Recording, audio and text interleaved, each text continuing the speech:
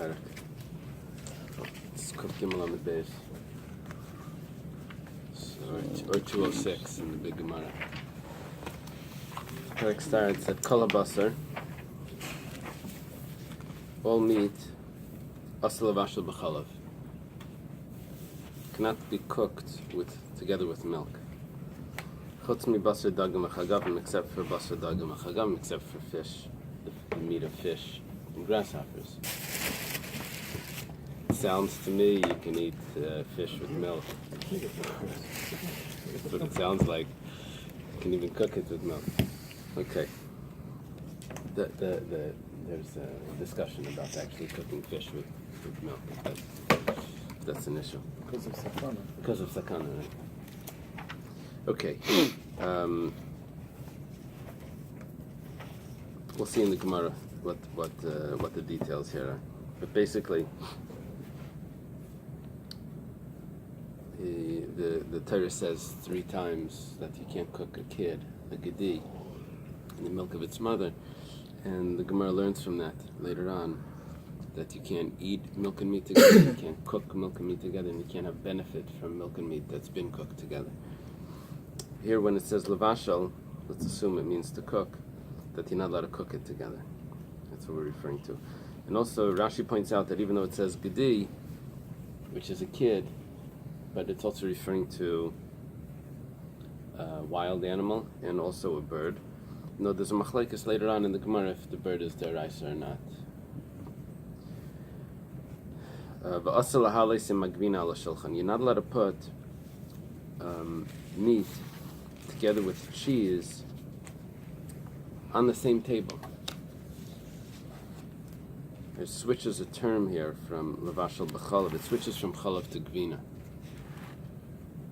Possibly because gvina is not in a cup. And milk is in a cup, that could be different. So that could be a diak. But the problem is basically that you may eat it together. They may touch each other, you may eat it together. Okay, chutz mi basar dagim achagavim, except again for fish and grasshoppers, which is allowed to be on the table while you're eating cheese. Hanaidim min basar. If someone takes an oath, he's not going to eat any meat. He's going to become a vegetarian. So, mutter b'basar dagim v'chagavim, he's allowed to have fish and grasshoppers. He's not a vegan yet. He's, What does he do Pesach then? You mean for the Korban Pesach? I don't know what he's going to do. Wait, they're saying that the person Maybe he took it for a month. who's neither not to be a vegan, whatever, and his table could have all 3 because we know he definitely will not be eating meat. That's how I'm reading it. Tell me again. In other words, He's allowed to have it on the table. because we know for sure he would never be having the meat with this meal, Uh-huh. because it's well known he doesn't eat meat. And then, Pashut Pshat, that's what No. the sentence is. I actually didn't. You're reading that Hanaidim min basar, someone that takes a vow that he's not going to eat meat, mutter b'basar dagim v'chagavim, he's allowed to have fish and grasshoppers at the table, Yeah. or he's allowed to eat it. No, obviously he's allowed. We're talking about kosher fish and kosher Right. grasshoppers. He's allowed to have a table with meat because we know he won't have meat at all. So therefore, there's no chash that he might accidentally eat basar b'chalav at the table and have hana from it. Well, what about his family? No, 1 second. No, we're saying One he's second, a one single Yeah, vegan okay. meshivana. Okay. So, such a person you're saying is allowed to have cheese at the table with meat because he's not going to touch the meat anyway because he has his own vow. That's what you want to say. That's what I'm trying to I didn't read that. I didn't read that into this Gemara. I just read that when it comes to how do you translate the term meat, because he just took an oath that he's not going to have meat. So fish and grasshoppers, even though there is fish meat and grasshopper meat, that's not counted as meat. He took an oath only from meat, which that refers to only animal meat. I don't know. And poultry. Pashut. And poultry. Depends on how you read it. I'm sorry? Depends on how It's you a read very it. Hasidic way of reading. No, I was reading it straight, not Hasidic. I was just reading Yours is it. like the story of the Rogachover in the prison. I don't know that story, but But so you you better tell have to her. read your because before it says supposed to be He was a basar boy, he was dam, walking by a prison. He said, meat his of mommy meats too. saw the bars on the So windows. it wouldn't change He said, the "Why are there context bars of how on the it windows?" is. He said, Right. "To keep them in." Stopped and said, Okay. "I don't understand. Just take away the Nagelwasser. They can't get out of bed." There's What was the Nagelwasser? That's the funny. Rogachar, there's a story too. He was a little boy, he was walking by a prison with his mommy. And he said, "Mommy, what are those bars on the window?" And she said, "To keep people in." He stopped and thought and said, "I don't understand. Just take away their Nagelwasser in the morning." And then be stuck in bed. They're stuck. Right. They can't move. It's like yours. You can't. They use joked it, so about the don't put it on bacha that didn't table. show up to class in yeshiva. So after in the afternoon, finally he shows up. He said, "Where were you all morning?" He says, "I was stuck in bed. I didn't have my Nagelwasser." Okay, so the Gemara says, "Ha'oif asa midiraisa." We said that it's usher to cook milk with meat, any meat, except for fish and grasshoppers. We did not say anything about poultry, about birds, about fowl I'm sorry, what is it, asr for? to cook. Asr to cook with meat. Right. Okay. So it sounds like it's a Nisa Daraisa. Taisus over here Chickens don't have milk. doesn't. You mean Leisavashal Gedi B'Chalevim Right. from the pasuk, right? That's what the Gemara is going to say later. Why Basarif isn't included, but Taisus says don't be medayik from the word kol habasar, all meat, including. He says that's not the diuk. We're going to have a diuk later on that the Gemara is going to clarify. But right here we take it without getting into the details. There's an assumption here that it's referring also to chicken, let's say, to poultry, and it's forbidden according to the Torah to cook it together with milk. Come on, who does that go like? We have three opinions later in the Mishnah. It says, who does this go like? It's to like Rabbi Akiva. It's not like Rabbi Akiva, because the Rabbi Akiva, if it goes according to Rabbi Akiva later on, Amar, he says, Chayav ha'if eina min ha'Torah. It's rabbinically forbidden, but it's not biblically forbidden. In our Mishnah, sounds like it's biblically forbidden. Okay, the Rambam actually writes that anyone that says that basar oif b'chalav is midaraisa is over on Baltaisif, because we paskin that it's derabanan, that milk and chicken is derabanan. Okay, Ema Seifa. Let's look further in the Mishnah. It says, Hanaydim min abasar, mutter bebasar dagim echagafim. Someone takes an oath from meat. He's not going to eat any meat. He's allowed to eat fish and grasshoppers. Ha'oif. What about this vegetarian? Is he allowed to have poultry? That's usher. We said he's only allowed to have fish and grasshoppers. He took a vow he's not going to have meat. Is he allowed to have chicken? No. Because he's only allowed to have fish and grasshoppers. That's also Rabbi Akiva. That is Rabbi Akiva's opinion. Now we have a contradiction. The first opinion, where we said that you can't cook chicken with milk, in the Mishnah, where it alluded to that you can't. That's not Rabbi Akiva, because according to Rabbi Akiva, that's only rabbinic. Now we're saying that when you take an oath from you're not going to have meat, that's including chicken. That does go like Rabbi Akiva. The Amar, Rabbi Akiva holds, Kol mili demimlach shliach bar minahum. See, we'll see this clearly in the Mishnah that we're going to quote. But what we're learning here is that if you send someone to the marketplace and you tell him to buy meat, and there's no meat there, but there's chicken there, so the person comes back and he says, I didn't find any meat, but there's chicken. Is that okay? So Rabbi Akiva holds that the fact that he came back and he asked, I didn't see any meat, but there was chicken. Is that okay? That means that chicken is considered meat. That's Rabbi Akiva's opinion. He didn't come back and say, I didn't find any meat, but I found potato chips. He didn't come back. He didn't come back and say something like that, or fish, or something. So that means that there's what he said, there's clearly what he didn't say, and there's what's something in the middle that he could say. Maybe that's also acceptable. So Rabbi Kiva holds if that's also acceptable, then that means that's considered part of that category. So it's supposed to be the Tanan, as it was taught in the Mishnah. Hanoidim min hayerek. Here we go the other way. Someone that says he's not going to have any vegetables. He's is there a word for that? Carnivores. He's the opposite of a vegetarian. He's not going to eat a vegetable. Oh, it's called a kid. It's called a 4-year-old. 15. So, mutter b'deluin. He's allowed to eat a gourd. Even though he just took a vow, he's not going to have a vegetable, he's allowed to eat a gourd. Now,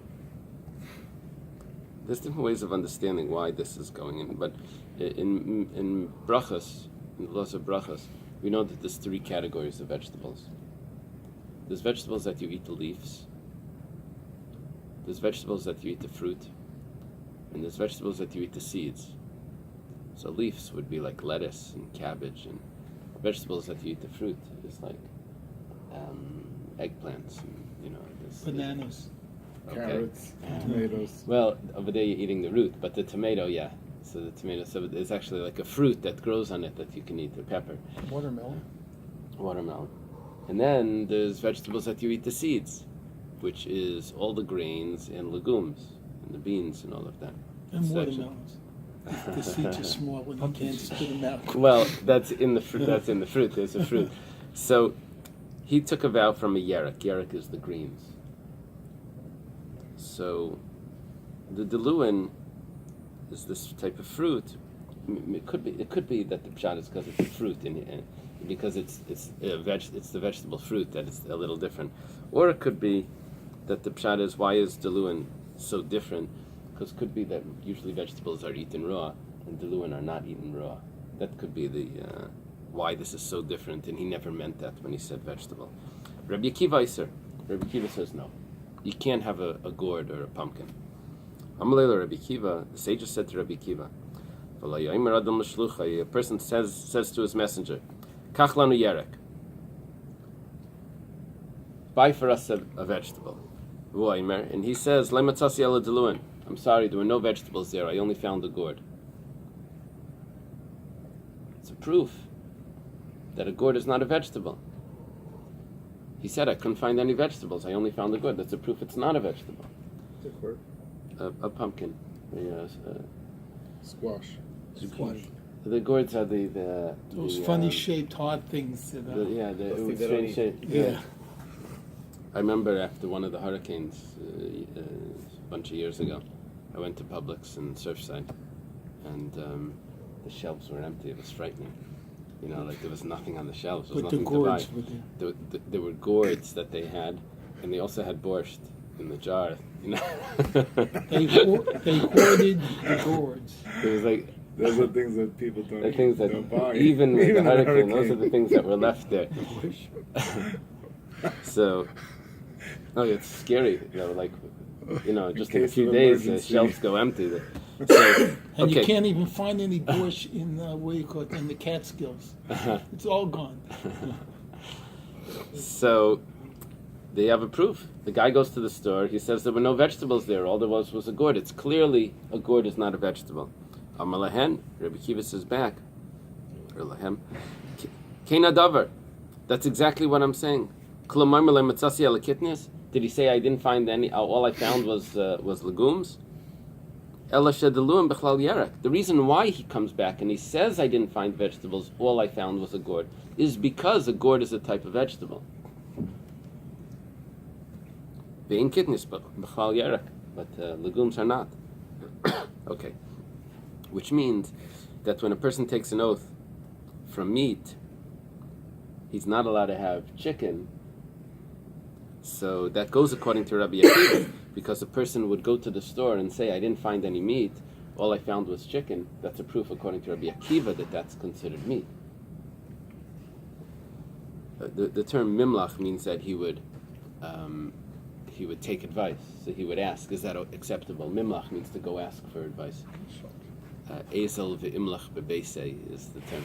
He says when they wanted to appoint Rabbi Elazar ben Azariah as the new Rosh Hashiva, he says, "Let me go ask my wife." Ezel ve'imlach bebeisei. Imlach means to go ask, to go back and ask. So here he says the shliach would be mimlach, would go back and ask, is this acceptable? Okay, so that's Rabbi Akiva's opinion.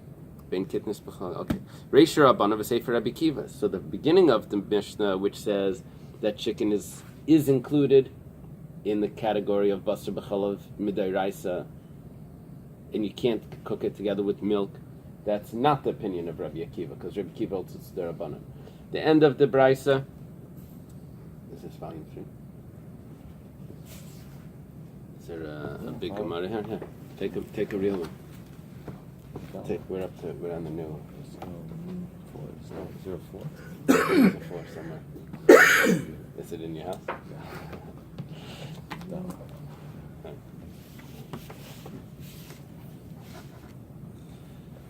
Kuf Dalet. So, you'll end up on the riff. That's it. What did you rush through the rush and you rip through the riff? Okay. So we're up here. Reish Rabbanan, you say for Rabbi Akiva. The end is Rabbi Akiva because Rabbi Akiva says that you anything that the messenger would go back and say, this is what I found, is this acceptable, is considered the same category. And that's what he would do for birds, for poultry. And when someone takes an oath that he's not going to eat meat, he's forbidden to have poultry. Why? Because of Rabbi Akiva's opinion. Rabbi Yosef says, Rabbi Hi. Nasav la'aliba de Tanai. Our Mishnah is the opinion of Rabbi. And Rabbi has different opinions. B'nedarim savalak Rabbi Akiva. When it comes to oaths, he holds like Rabbi Akiva. V'basa b'chalav savalak Rabbanan. When it comes to milk and meat, he holds like the rabbis that said that poultry is forbidden biblically together with milk. Now back in Daf Pei Dalet, we had exactly the same thing where we had Rabbi Yosef saying Reish Rabbanan v'Sefer Rabbi Akiva. I'm sorry. He said that it's Rabbi.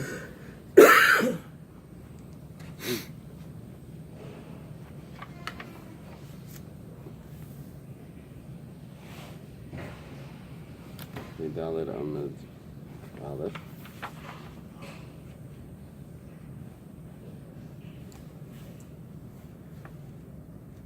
Over there it was Reb Shimon, but it's Reb Yosef over there as well that does the same thing.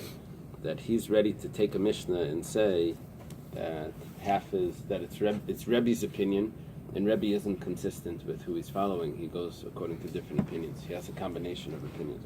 Reb Yosef is the teacher of Abaya.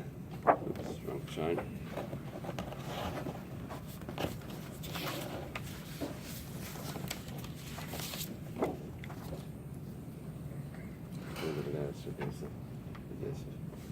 Okay.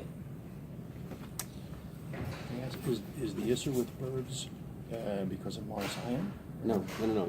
If we say that it's rabbinic, then you can play with it and say maybe it's Marsayan, maybe it's this or that. But if you say it's biblical, then that's not Marsayan. So here we're saying that Rebbe is accepting that it's biblical. Ravashi says Kula Rabbi Akiva. Ravashi says different. Ravashi says no. Our Mishnah is the opinion of Rabbi Akiva. V'hachi kamar, and this is what it means to say. Kol abasar salavashal b'cholav. You're not allowed to cook any milk. You're not allowed to cook any meat together with milk. Mehemi divrei Torah, mehemi divrei seifrim. Some of the meat is biblically forbidden, and some of the meat is only rabbinically forbidden. And it still is Rabbi Akiva's opinion that the birds, that poultry, is rabbinic, and the Mishnah could fit perfectly with Rabbi Akiva. Chutz mibasa dagma chagam shenim leimi divrei Torah v'leimi divrei seifrim, except for fish and grasshoppers, which could be cooked with milk. That's not biblical or rabbinic. There's no problem with that. Okay. Now the Mishnah continues. It says vasal halis. You're not allowed to put it on the table even. Cheese. the meat together with the cheese on the table, on the same table. Amar Rabbi Yosef, back to Rabbi Yosef. I missed Rav Ashi is down here. Rav Ashi was the one that says the whole mission is Rabbi Akiva, and now we're going back to a statement from Rabbi Yosef. Shma mina. It's Rabbi Yosef l'shitase. Rabbi Yosef. This you'll see how this is really Rabbi Yosef's opinion before. We see from this that basar oif b'chalav is a deraisa. It must be that it's biblically forbidden to have poultry with milk.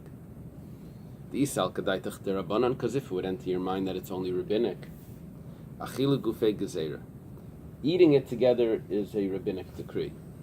Let's say because of marasayim, because it looks very similar to meat.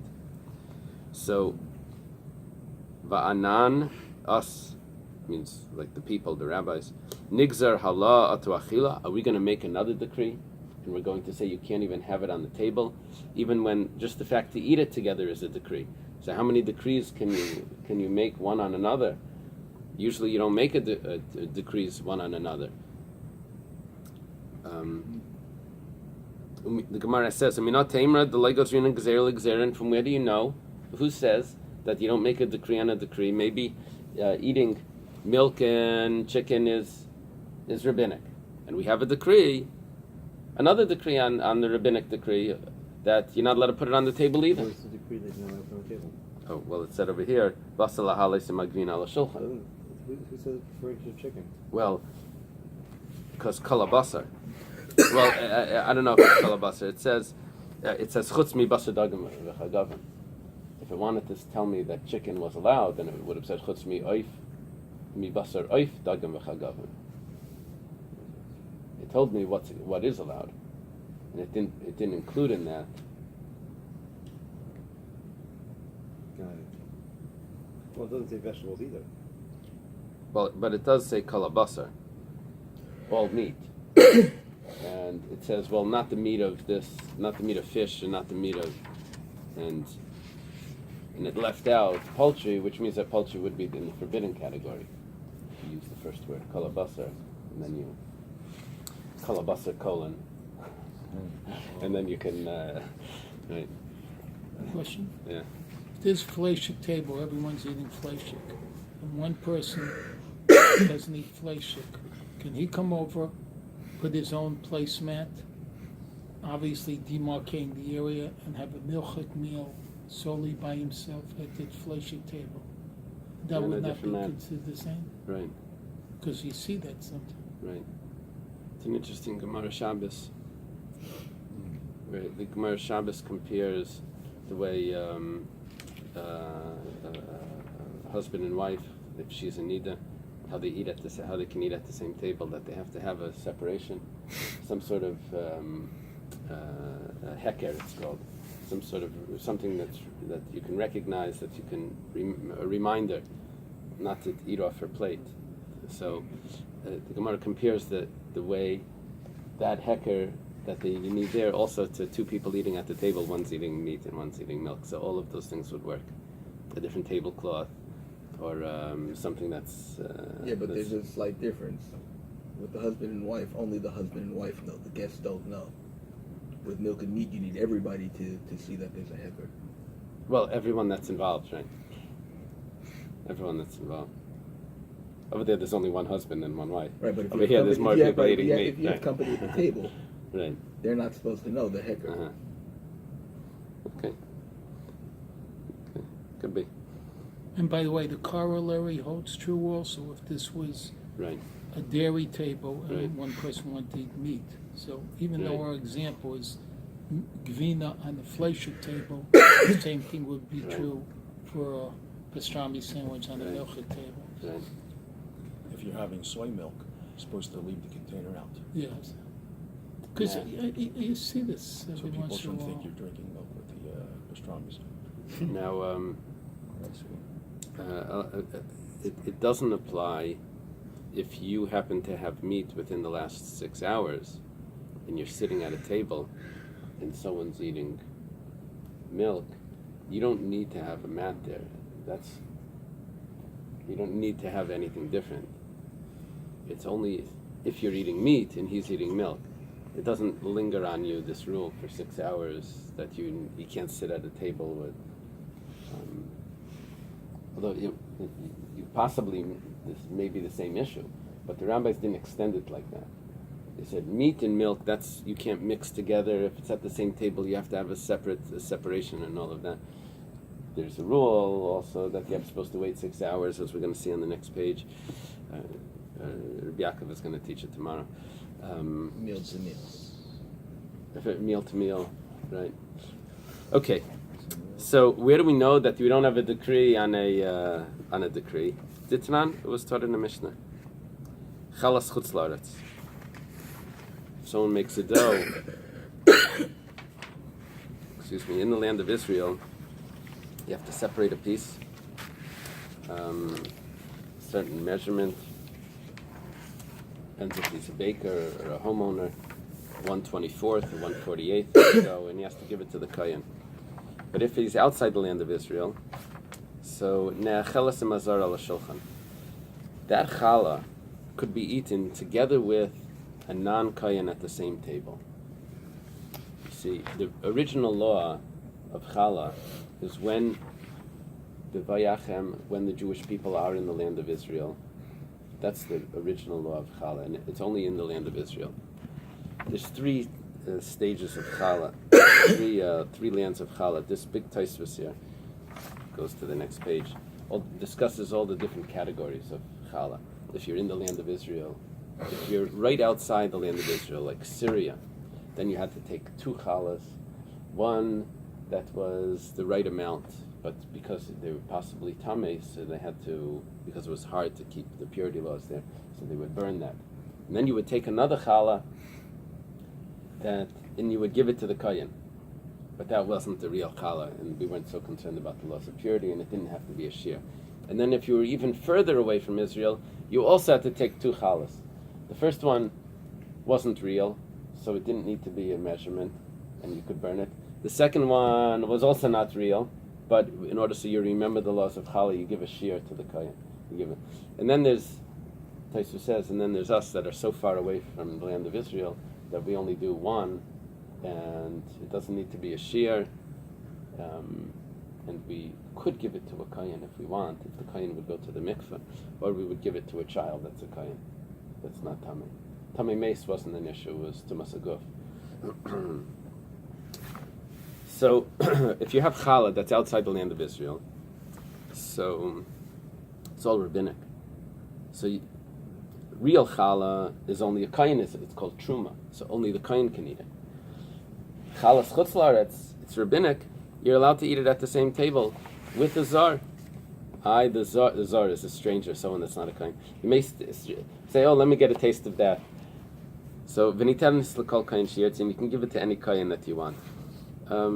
Either it means a kohen that's not religious, or it means a kohen that doesn't know the laws of tumah and tara. You could give it to any kohen. There's some leniencies here that it's very clear that we're not making any decrees on the rabbinic challah. Amalei Abaya tells to Rabbi Yosef. Abaya is a student of Rabbi Yosef. You see, Rabbi Yosef. You can give it to any kohen because it doesn't matter if he eats it in an Right. impure state. Right. So he's not at risk. Right. Okay. So, even though you're supposed to be pure, but we don't have to be concerned about it.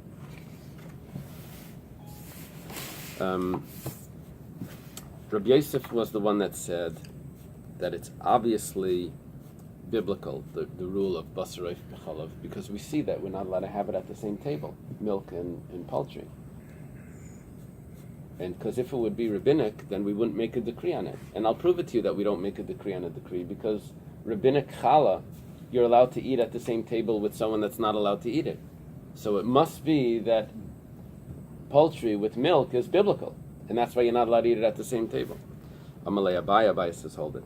Abaya is a student. He says, Bishleim yashmin chalas chutz laaretz ba'aretz. The comparison is not accurate.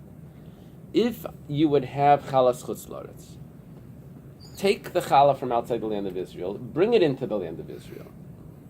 And the ikal migzar, over there we could have a decree. Mishum chalas aretz deraisa. Right there at that table, you have chalas chutz la'aretz, which is derabanan. There's someone else over there that possibly could bring out his real challah and would eat it at the table. We'll say, look, here's a person that's eating challah at the same table as a Yisrael, as someone that's not allowed to eat it. The other guy will also bring out his challah and eat it there. V'loy gozrina, and nevertheless we don't make that gezerah because this is all rabbinic. So ikal mishma minay, then we would be able to learn from that. Ela chutz la'aretz mishum delek lemigzerhu. But outside the land of Israel, there is no biblical challah there. So it's just an impossibility that anyone would ever come to a violation. Aval hacha isharis le'lasukei efu kvina.